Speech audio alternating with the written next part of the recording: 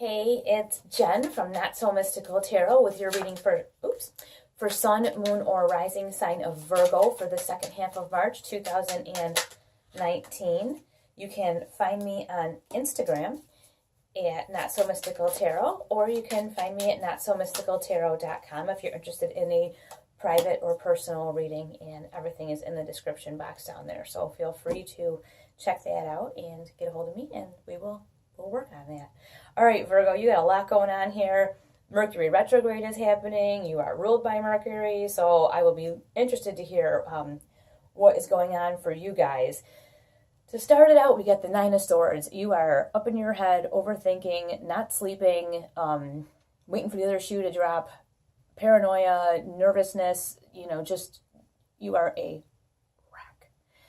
Something has got you twisted right up, and like I said, you're kind of just waiting for the other shoe to drop. And I think deep down you know that things are going to be okay, but you are just, it's just in your nature to worry. It's just in your nature. The other thing that's in your nature is for you to be you, the King of Pentacles. This is you. You guys are rooted down.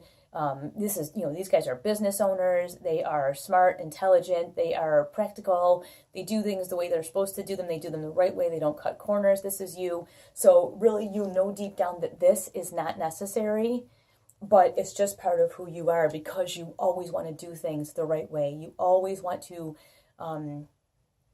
project yourself as being in the correct light. And I think that's really important. It's just who you are. But like I said, this doesn't really serve anyone, but it is hard to stop doing once you're doing it. And like you see, this person is like looking over their shoulder. How do you run a race when you're looking over your shoulder? Not very well. So waiting for the other shoe to drop, waiting for something bad to happen is not very productive.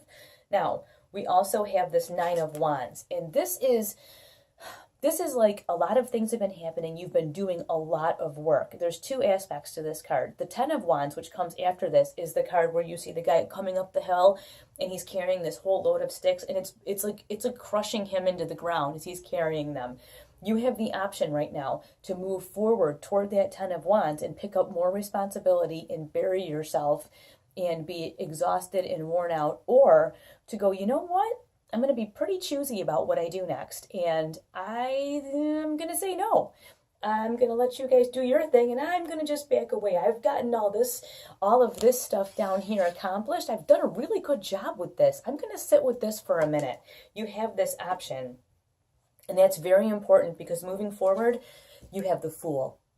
And the Fool is about starting something brand new. Well, if you pick up this other rod and it gives you the Ten of Rods, and now you're buried under this huge burden, how on earth are you going to start this brand new thing? And that's, I think, what part of this fear and paranoia comes from, is that something will go wrong and you will not get to this brand new thing. And you're very excited about this. Now, with this Nine of Swords and the King of Pentacles here, this worry and stress and I don't know, like I said, there's just something going on where you're waiting for the other shoe to drop. You're just waiting for something to go wrong. Underlying that, you have the Devil. And this is not anything to be scared of. But what you want to notice here is that these people are, they have chains on them, but they're just standing there. That hand, if you look at this hand right here, it isn't even clenching those chains. These people could just walk away. A lot of times when this card comes up, it just says, hey, don't fall back into old bad habits.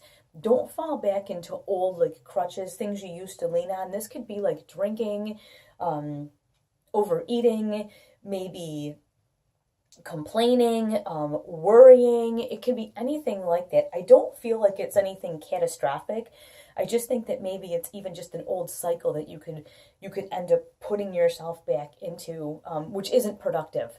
That's part of what I think it could be. Now, you have this King of Pentacles and this Nine of Wands, right? So you have this rooted down person, knows what's going on, is in charge of everything. And then you have this person who's observing things, and they're like, what do I do next? Well, underlying that, you have the Knight of Pentacles, and that says, you know what? You don't have to decide right this second, and that's perfectly fine with you. Knight of Pentacles is the slowest moving energy in the whole deck, but you know what?